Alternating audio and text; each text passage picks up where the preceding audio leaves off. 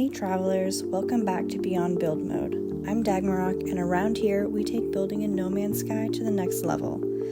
Today we're following up on the pirate Corvette, the Stellar Plunderer. As promised, I'll be answering your most frequently asked questions from the last video and showing you a full decoration walkthrough. We'll be swapping between my original pirate Corvette, the Stellar Plunderer, and the sample build, the Nebulous Plunderer, to break down exactly how I put the finishing touches on these ships. So whether you're here to learn new tricks or just love a good space pirate aesthetic, you're in the right place. There were multiple questions about the loading bays. One commenter asked how I got them to flip around. Another asked what I used to get the makeshift doors on the upper deck, since they didn't see any door options in the builder. And another asked how I got around the ramp interfering with the decks beneath it. First up, to the commenter who asked about the makeshift doors, you're right, there are no doors in the Corvette builder. I used the loading bays for these doors, multiple of them in fact, and flipped them around. To reorient these parts, you'll use left bumper or left trigger depending on your controller setup. On screen in the builder, you should see placement tooltips that indicate which keys or buttons to use. Unfortunately, these parts can only face forward or backward for now, so no sideways placement. Now, the ramp at the bottom of the part will cut off halves or walkways below it. You can't stop that. The workaround is strategic placement. Either block off that unusable space with decor or fill it with non-interactive parts like reactors and hull plating. Hopefully, one day Hello Games gives us more orientations. A sideways bay would open up so many new layouts, and actual operable doors and external hull stairs would just be the bee's knees. Next, there was a question as to which loading bay does the teleporter use. From my testing on both freighter and ground-based Corvette teleporters, it always defaults to the bay that actually touches the ground. I haven't tested if removing that bay and relying only on upper bays works or is even allowable in the Corvette builder, but in every case I've attempted so far, the ground level bay wins. Now, a few people had questions on the guardrails and arrays, like how I got certain decor parts to place or which parts I used. I'll be using the sample build I did in the pirate ship build video to demonstrate this next answer.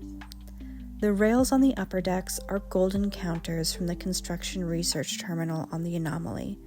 I used the curved, full, and half variations to get clean runs that seem to hug the edges of the ship's open deck. Quick tip, toggle between the free placement and snap placement with down on the D-pad. Free placement helps you get the first piece exactly right, while snap mode gives you the perfect alignment for the rest. If you're doing angled runs, always start by free placing the bottom piece carefully. If your foundation's off, your top rail won't line up cleanly and it'll drive you crazy. Honestly, it's one of the most time-consuming parts of decorating, but well worth it for the finished look. If you're someone with a penchant for perfectionism, this portion of decorating will challenge you to accept that some things just don't need to be seamless. And let's be honest, outside of a major misalignment, the only person who's going to notice that your guardrails aren't perfectly seamless is you, so give yourself a little leeway. As for the arrays on the prow, the tippy front of the ship, they're not actually on the reactor. They're attached to the weapons that sit on top of the reactor. From there, you can angle them inward with left bumper or right bumper to get that pointed prow look. After that, the figurehead can sit right on top of the reactor to finish it off. So place your reactor first, and then your weapons on either side of the reactor. They should look almost as if they're floating but slightly touching the side of the reactor. And then pop the arrays on your weapons. They'll sit right underneath them. And before we get into the full decoration walkthrough, I want to give another tip for the external ramps that we're using as stairs. You'll notice that on occasion your character will have a hard time getting over the bump to get up the ramp. You can fix this by putting down a light floor that you can get from the CRT or the Construction Research Station or Terminal on board the Anomaly, and you put one at the base of each of these ramps. In some cases, for certain ramps with higher bumps, you'll need to place two. But this will help your character more smoothly navigate these ramps as if they were stairs. Now, let's get into the decoration phase. I'll be using my actual play pirate Corvette, the Stellar Plunderer, for this walkthrough rather than placing every single part live. Think of this as a tour, and I'll walk you deck by deck showing what I used and where it comes from. I'll call out whether an item is from the Anomaly's Construction Research Terminal, CRT for short, or from the Quicksilver Synthesis Companion. I'll call him the Quicksilver Merchant for short. That way, if you want to recreate these details, you know where to pick them up. Let's start down in the lowest section of the ship. To break up the plain cargo feel of the Corvette storage units, I placed two server stacks. These are from the Construction Research Terminal, CRT. They add just enough detail so the bay feels like more than just storage. Moving up to the middle deck, in the crew mess, I wanted more life in the space. To fill the walls and add greenery, I used bio crates, Flora Containment 2, and a station billboard, all from the CRT. Together they give the mess hall that lived-in look. I kept the forward section of this deck clean, since clutter makes it hard to navigate, but back in the crew quarters, I leaned into a much cozier vibe. For a higher-ranking crew member station, I built a work area using the large monitor station, CRT, the pocket reality generator, Quicksilver Merchant, and a sized-up planetary globe, CRT. Now, this is where you see the issue with the loading bay ramps or other Corvette parts cutting into lower decks. Because I needed the porthole windows going all the way down the exterior on this level, I used halves instead of whole pieces. Behind the station, the next hab is unusable. My workaround was to block it off with a large storage unit, CRT. That's my go-to solution anywhere a hab or walkway becomes impassable. For the adjoining quarters, I continued the cozy feel with a sized-down round table, armchairs, a kite pattern rug, drawers, and a scaled-up locker, all from the CRT. Quick tip: if rugs clip into the hab floor, stack two on top of each other to get a smooth texture. Across the hall, more crew quarters. Here, I placed a sofa from the CRT, a pair of illuminated pots with fruit trees from the Quicksilver Merchant, and added flair with the gold Gek statue and astronaut statue, also from the Quicksilver Merchant. In the crew bunks, I used a monitor stack from the CRT, the gold Atlas statue from the Quicksilver Merchant, plus a desk chair, ornate tapestry, tied drapes, and ornate stool, all CRT. These touches really sell the space as lived-in crew quarters. Climbing up to the top deck, we hit the open storage bay.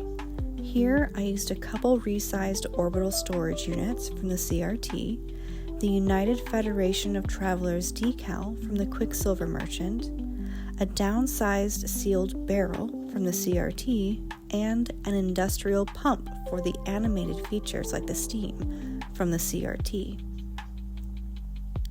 To keep this area safe, I made a barrier with 3 resized barricades and 2 red lights preventing any players from falling into the stairwell to the lower decks. I think it's something that OSHA would approve of. Just past that, I created a lounge for visiting travelers, a corner sofa, desk chair, and oil burner from the CRT. With that setup, it felt like a pirate club, so I built out a full bar. For the frame, I used a canvas gazebo from the CRT, then flanked the back window with 2 wall lights, CRT, the bar top with 2 golden tables, CRT, acting as counters, and cluttered it all with insulated flasks, vintage tumblers, a tap, teapot, dish, and kiln-fired pot, all CRT. Of course, every pirate ship needs a crest. To fake one, I flipped an illuminated sign upside down, you can find this in the CRT, added a yellow light, CRT, and topped it with mini weathered hangings on each side, from the CRT. Then there's the plank, one of my favorite details on this ship.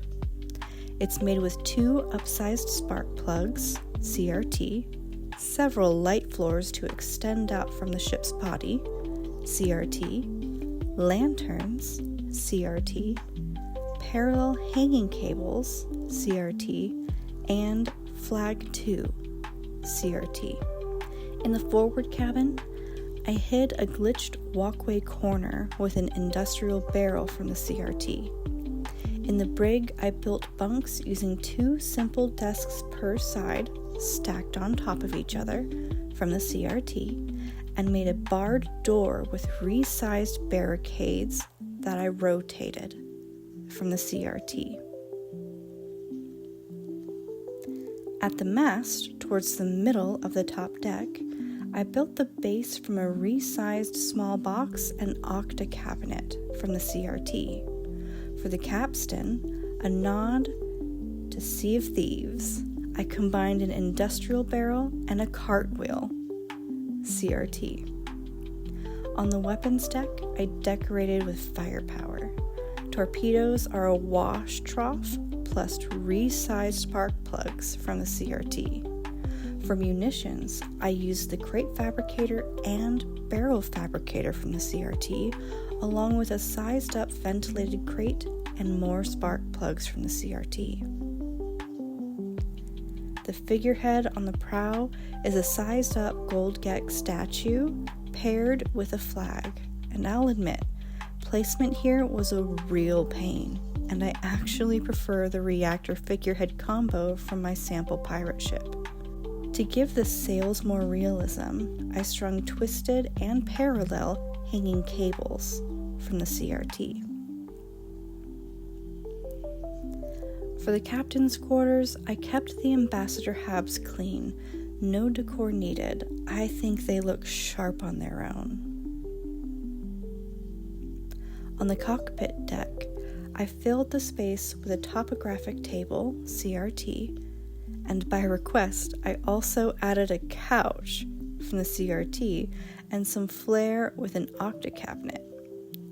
To dress up the mission radar, I stacked a pocket reality generator from the Quicksilver Merchant under a resized curved desk. Generator first, desk rotated on top so the circle fits perfectly. To make the mission room more interactive, I added a simple desk with an oscilloscope and a blue wall screen, all from the CRT. Finally, on the helm deck, I repeated some of these pieces to create the steering wheel, anchor wheel, and navigation aids. It pulls the whole ship together at the very top. And that's the full decoration walkthrough for the Pirate Corvette, and hopefully some clear answers to the most common build questions you had. In the comments on this video, I'll pin a thread for build requests and more questions. The top liked ones will get priority in future videos. And since some of you caught a glimpse of my Deep Space Nine base in the last video, stay tuned because I've been play testing a lot, and next up I'll be sharing my Star Trek Voyager Corvette build along with a full Deep Space Nine tour, complete with Dabo tables. Thanks so much for watching. If you found this helpful, hit that like button, subscribe if you haven't already, and share it with a fellow traveler who could use some pirate flair in their game. I'll see you in the next one.